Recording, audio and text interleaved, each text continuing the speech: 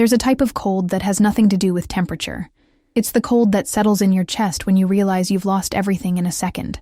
I came to know this cold at 17, on a spring evening, when my mother threw a suitcase at my feet and told me I had 1 hour to disappear. My name is Hannah. I'm 26 now, and this story begins with my back against the door of the house where I grew up, a hastily packed backpack over my shoulder, and the sound of a key turning in the lock behind me. The metallic click of the lock was like a period at the end of my adolescence. That's because, hours earlier, I had been accused of stealing $5,000 from the drawer in my mother's bedroom. It could only have been you, Hannah. No one else has been in this house in the last few days. Her voice trembled when she confronted me in the living room, my brother Ryan standing beside her like her loyal bodyguard. My stepfather, Scott, crossed his arms, looking at me as if I were a criminal he always knew I would become one day. I swear I didn't take anything, Mom. Why won't you believe me? My voice broke as I tried to hold back tears. I really hadn't taken that money. I didn't even know of its existence until that moment. My mother dumped the contents of my school backpack in front of everyone, scattered my clothes around my room, searched every inch of my small space. She found nothing because there was nothing to find, but that didn't matter. The only explanation is that you've already hidden it somewhere else or spent it all. That money was for your grandmother's treatment. How could you? She shouted, her trembling hands pointing to the door. You have 1 hour to gather your things. I don't want to look at your face anymore. The worst part wasn't her words, but the silence of my younger brother, Peter, only 12 years old, watching me from the corner of the living room with frightened eyes. He was the only one who seemed to doubt my guilt, but he was too young to defend me. As I threw some clothes into a backpack, I heard my older brother Ryan talking to my mother in the kitchen. I always said she was jealous of what you give us. You just had to give Peter a little more attention after his math competition, and look what she did. That's when I understood. I wasn't just being accused of a crime I didn't commit. I was being eliminated from a family where I never completely fit in. The daughter from the first marriage, the constant reminder of a past my mother preferred to forget. That first night, I slept at my only friend Julia's house.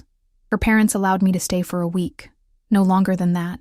I'm sure your mother will come to her senses, Julia's mother said, not knowing that my mother had already blocked my number and responded to all my contact attempts with cold messages through Ryan. She says she only wants to hear from you when the money is returned. In the weeks that followed, I missed the last semester of high school. I lost my bed, my books, my diary of years. I lost the graduation I had dreamed of. I lost the right to defend myself. I lost the chance to say goodbye to Peter.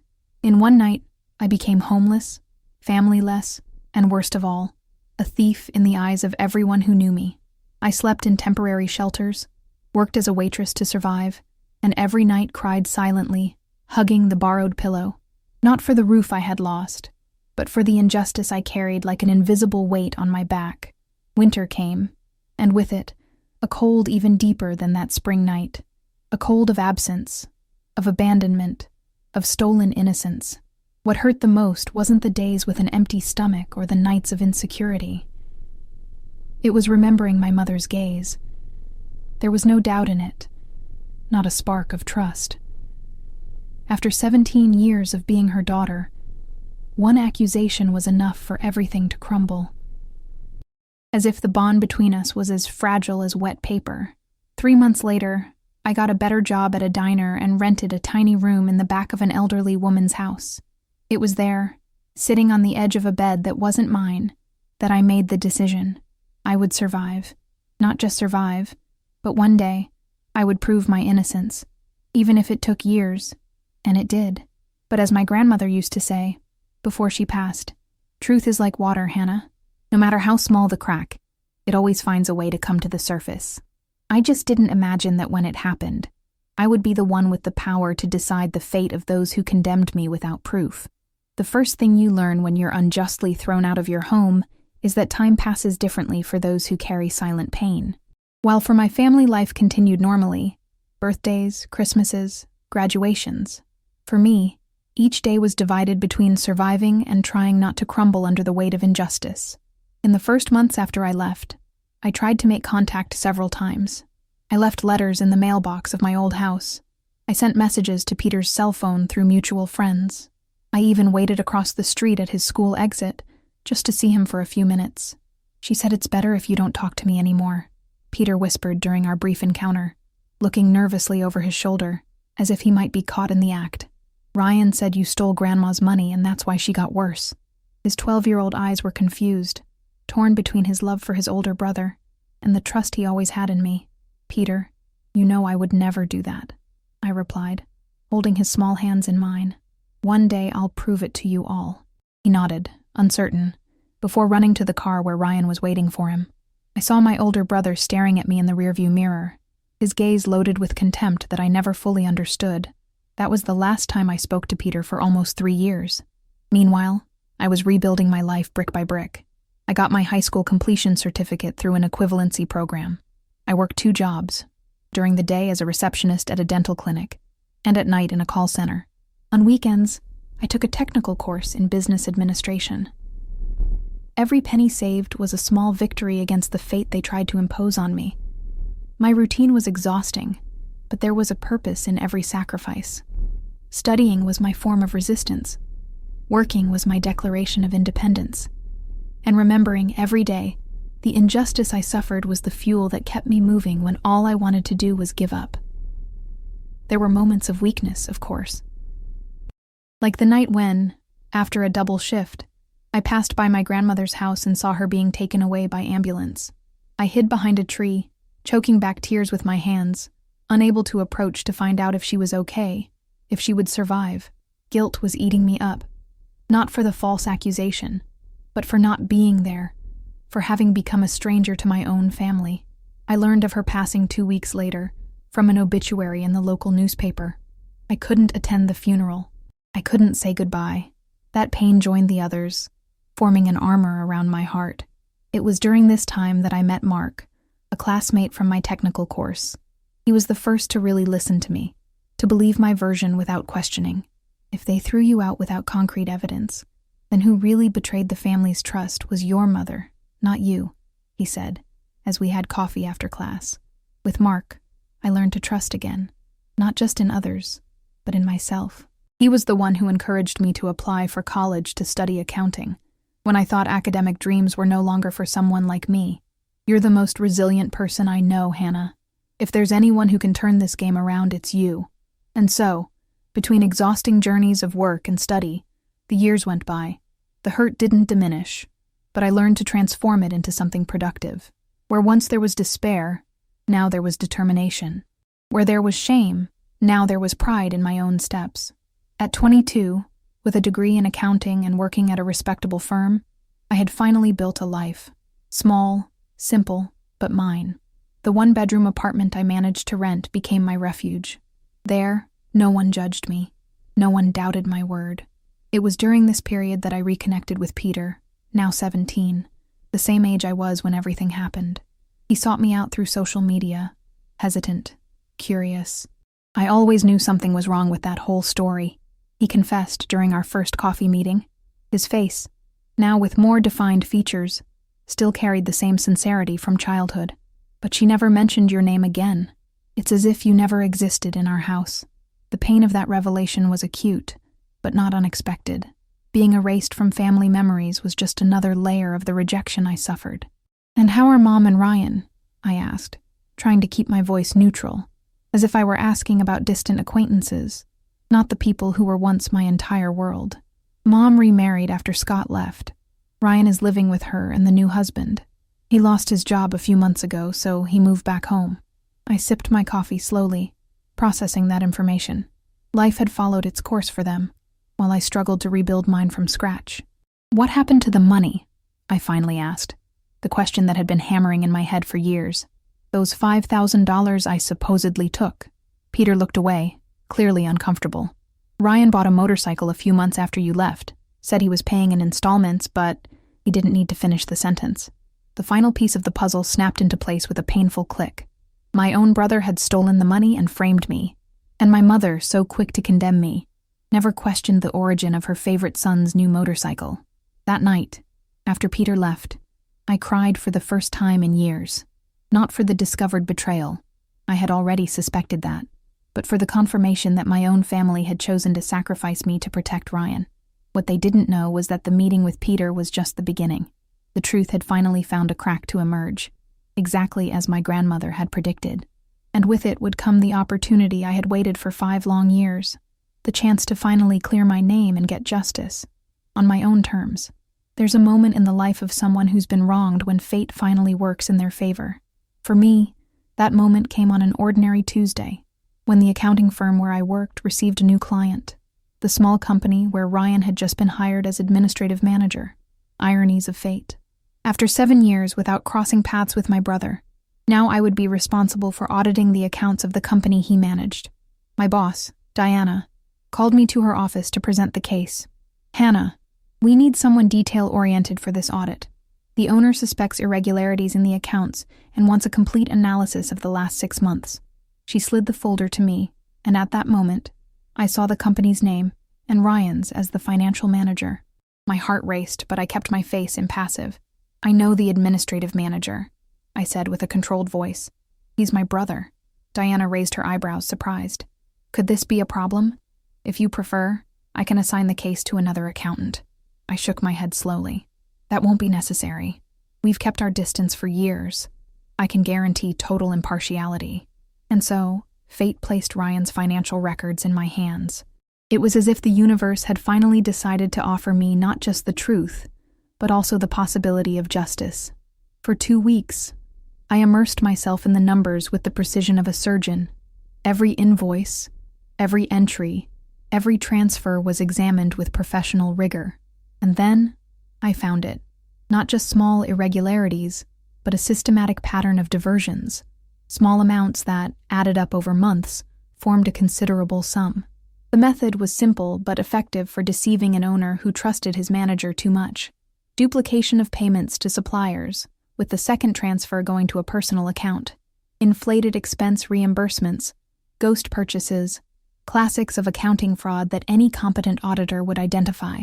In my preliminary report to Diana, I documented each irregularity with irrefutable evidence. I didn't mention my kinship with the responsible party. That was information I would save for the right moment. "This is more serious than we thought," Diana commented as she reviewed my work. "The owner will want to press charges." I nodded, feeling a strange calm. "I'm sure he will." That night, I received a call from Peter, now 19 and a college student. Our meetings had become more frequent in recent years, always away from our mother's and Ryan's eyes. "Hannah, something strange happened today. Ryan came home upset, yelling at Mom, something about an audit at his work." I closed my eyes, visualizing the scene. Ryan always turned to our mother when he was in trouble, and she, true to her role, always protected him, even if it meant sacrificing someone else, as she did with me. "Did he mention anything about problems with the accounts?" I asked casually. "Not exactly. He just said they were trying to incriminate him unjustly, and that he needed money urgently to resolve the situation." I decided then that it was time to tell Peter about my involvement in the audit. I explained how chance had placed the finances managed by Ryan under my professional responsibility, and what I had discovered. "So you have proof that he's dishonest," Peter murmured, connecting the dots. "Just like he was with you 7 years ago. The difference is that, this time, there's concrete evidence. It's not someone's word against another's." There was silence on the other end of the line before Peter spoke again. "He's trying to convince Mom to mortgage the house to give him the money that's missing from the company accounts. Says he can replace it before anyone notices." That didn't surprise me. Ryan always found ways to get away with things at the expense of others. First at my expense, now at our mother's. "Hannah." Peter's voice hesitated. "You're going to use this against him, aren't you? To get revenge for what he did to you." The question hung between us, loaded with implications. Peter wasn't judging me. He knew better than anyone the injustice I had suffered. He was just recognizing the power that was now in my hands. "It's not about revenge, Peter. It's about truth. About justice." In the days that followed, I prepared each step with meticulous care. The meeting to present the final audit report was scheduled for Friday.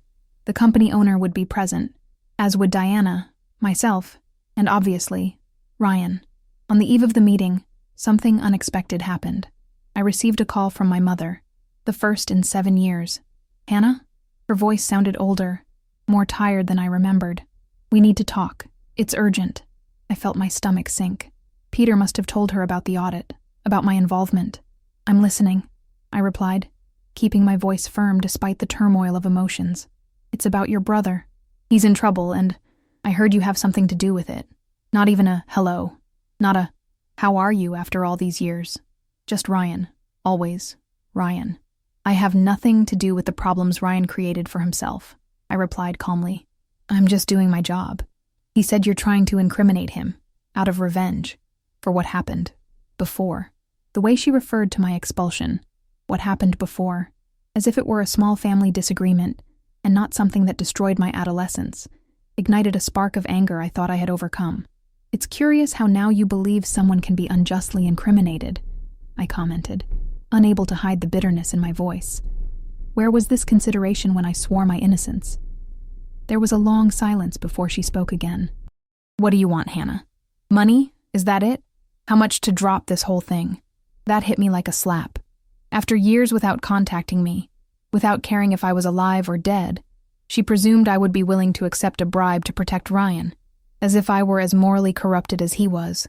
What I want, I replied slowly, savoring each word, is for the truth to come out. The whole truth. About now, and about the past. What truth about the past? What are you talking about? About the $5,000 Ryan stole to buy that motorcycle. The same $5,000 for which you threw me out of the house without allowing me to defend myself. Another silence. This one even denser than the previous one. Tomorrow, at the meeting, I continued, I'll present the evidence of Ryan's current fraud. What happens after that depends entirely on you two. What do you mean? I want a confession. From him and from you. I want you both to admit what you did to me 7 years ago. Not to me, but to Peter. He deserves to know what kind of family we really are. Are you blackmailing me? I'm offering a choice. Ryan can face the consequences of his actions alone, or you can finally admit the truth about the past. The decision is yours. I hung up before she could respond. My heart was beating fast, but my mind was clear. For the first time in 7 years, I wasn't the powerless victim. I was someone with a voice, with the power to demand justice. The next morning, I arrived early at the office for the decisive meeting. Diana was already there, as was Mr. Miller, the company owner. Ryan arrived last, pale and visibly nervous. Our gazes crossed for the first time in years. His, a mixture of panic and plea. Mine, serene and determined. To my surprise, my mother was with him. Sorry for the delay, Ryan said with a trembling voice. This is my mother. She has something important to clarify before we begin. My mother stepped forward, her eyes fixed on mine. Suddenly she looked much older, bent under the weight of a difficult decision.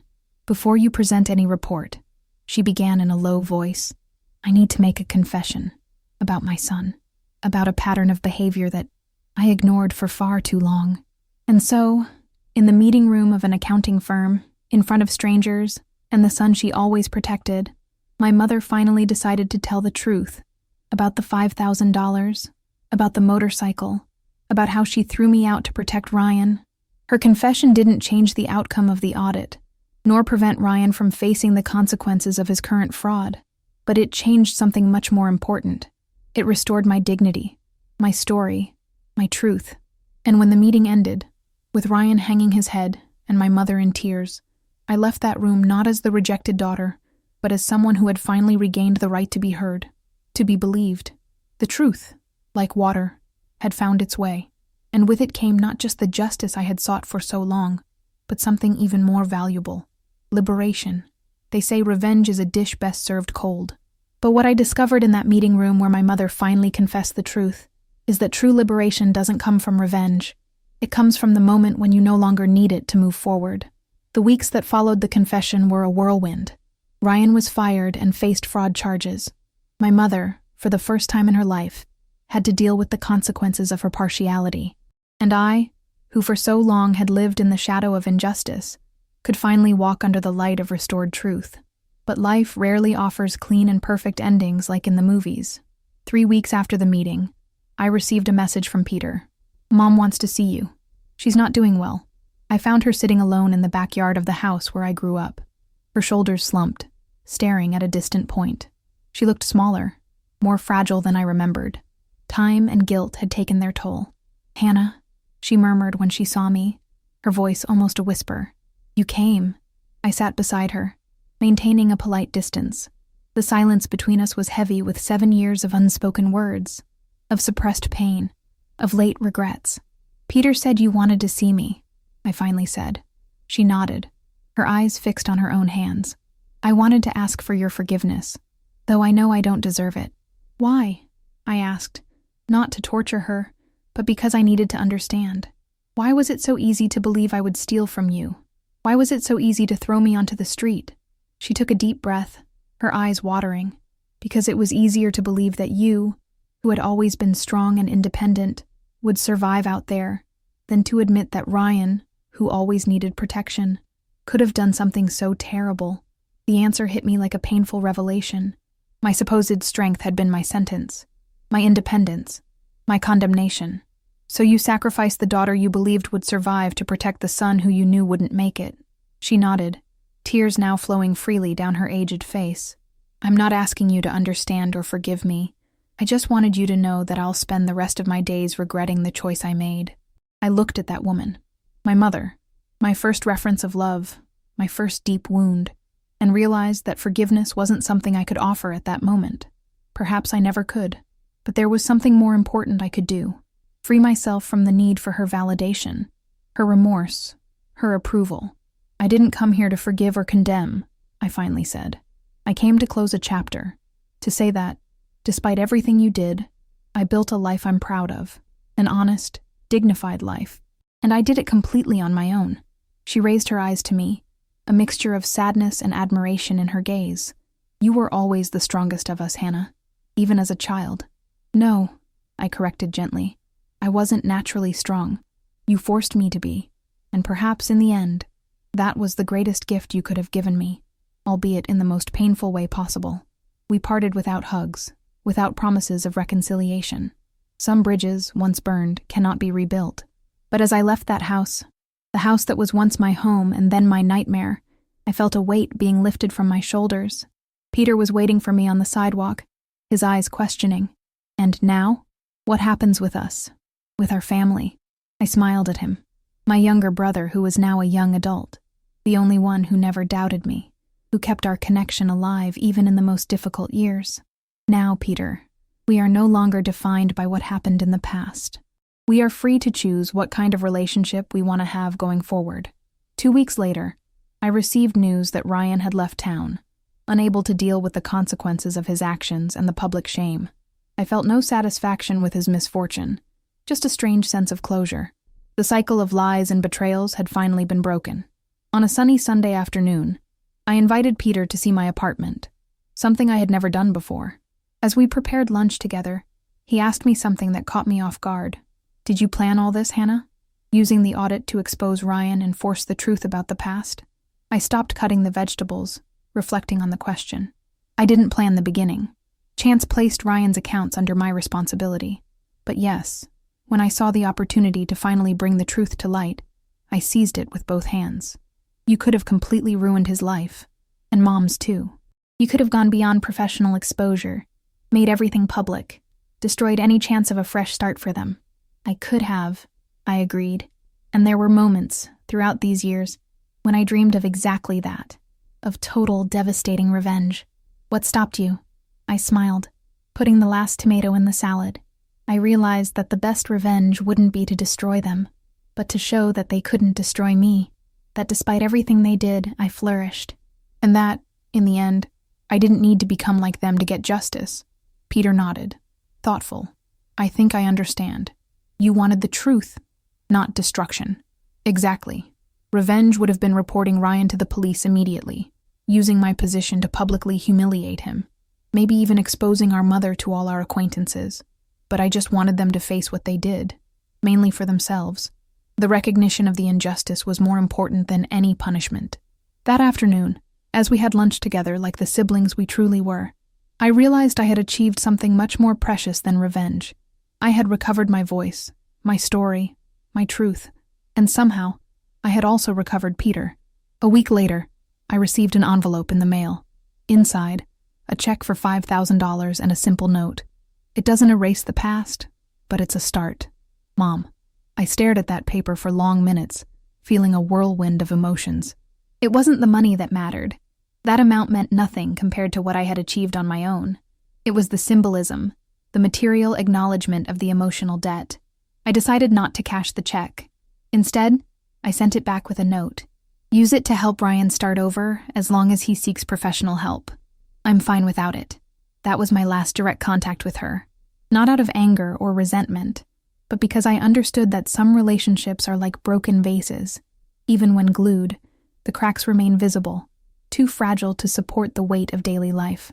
With Peter, it was different. Our connection strengthened over time, free from the shadow of the past, built on the solid foundation of truth.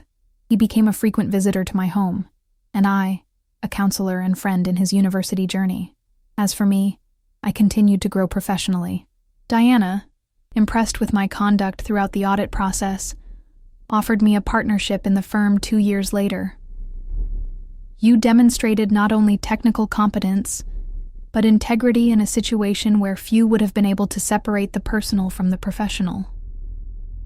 Today, at 26, I look back and see the 17-year-old girl who was unjustly thrown out of her home. I see her fear, her pain, her sense of abandonment.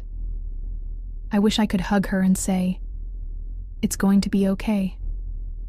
More than that, you'll become someone who will never need to fear being wronged again, because you'll have the strength to defend your truth.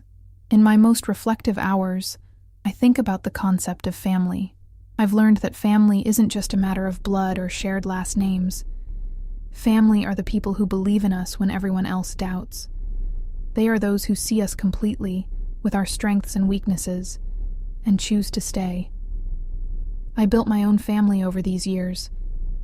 People like Mark, who stood by me in the most difficult moments. Diana, who trusted my professionalism. The friends who welcomed me when I had nowhere to go.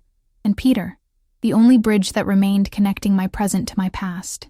As for my mother and Ryan, I no longer harbor the burning hatred that once consumed me.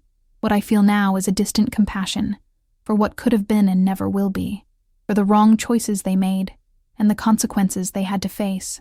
Like two people trapped in a cycle of lies that finally came to light, exposing the fragility of everything they built. The truth is that, in the end, justice came not as a vengeful lightning bolt, but as the soft morning light after a long night. Inevitable, natural, revealing. Some people ask me if I regret confronting it all, if it wouldn't have been easier to simply leave the past behind. My answer is always the same. The truth doesn't heal all wounds, but it allows them to heal properly, without the poison of lies making them swell and fester inside. Today, when I look in the mirror, I no longer see the unjustly accused girl, the helpless young woman, or even the determined professional trying to prove her worth. I see just Hannah, complete, whole, free from the chains of what they once made me believe I was. And that, more than any revenge or reparation, was the greatest victory I could achieve. The right to define my own story, to write my own future, to be the author of my own life. Because, in the end, true freedom isn't in making others pay for the harm they did to us, but in not allowing that harm to determine who we are or who we can become. And that, more than anything else, is what it truly means to win.